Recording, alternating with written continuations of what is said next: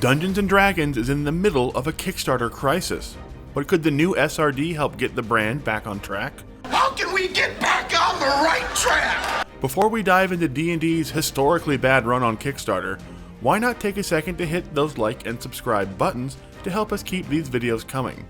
It really helps the videos out and we really appreciate it. And then, let's talk D&D's Kickstarter crisis. For years, Dungeons & Dragons 5th edition was the king of Kickstarter TTRPGs. Nearly every $1 million plus TTRPG on Kickstarter was some kind of 5e supplement or 5e compatible setting, and it was basically the go-to system for up-and-coming designers trying to break into the industry or trying to turn their YouTube or other content into a fully fledged game setting, with Legends of Evantris and the Dungeon Dudes being prime examples of the last one. But something very worrying has been happening on Kickstarter over the last year,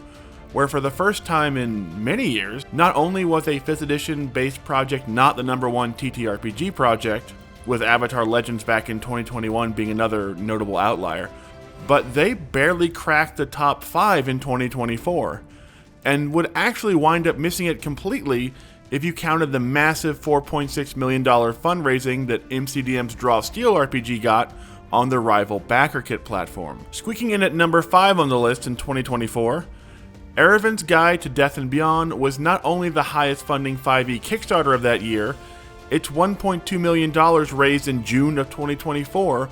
also marks the last time a D&D system-based project broke the $1 million mark on Kickstarter. That means for nearly an entire year, not a single D&D based Kickstarter has crossed that $1 million threshold. To give you an example of what an insane fall-off that is for the Dungeons & Dragons brand, in 2023, Legends of Evantris saw their Crooked Moon 5e Kickstarter raise over $4 million in funding,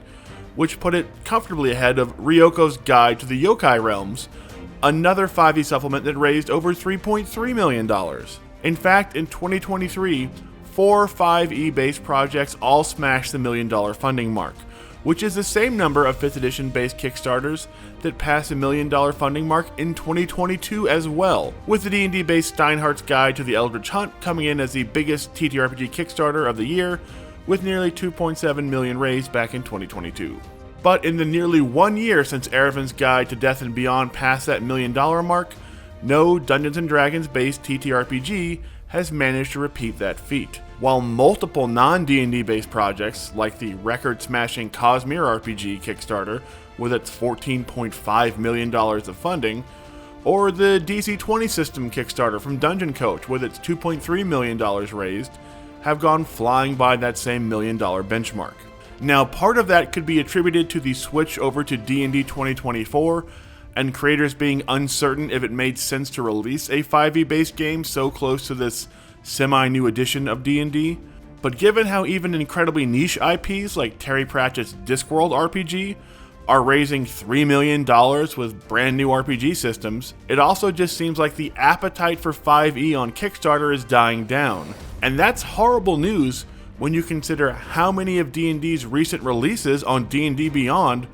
are just Wizards of the Coast officially adopting Kickstarter projects from the past, like Drakenheim from the Dungeon Dudes, or the even more recent Humblewood releases. So can the release of this new SRD 5.2, which finally allows third-party creators access to the new 2024 rule set for their own settings and supplements, get D&D back into that $1 million club on Kickstarter? The bad news is, even if it does, given how much development time goes into a project before it actually hits the Kickstarter stage, it may not be until next year that we have a chance to find out. And given how fans seem to be struggling to adopt the new rule system and sticking with the legacy version of 5e over on D&D Beyond for now,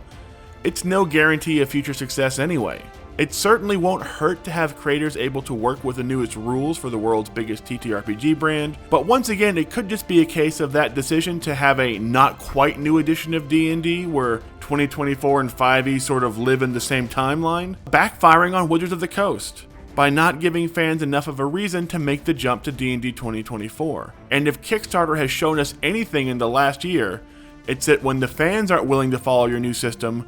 creators apparently won't be following it either. So what do you think? Will we see a D&D Kickstarter break the $1 million mark this year?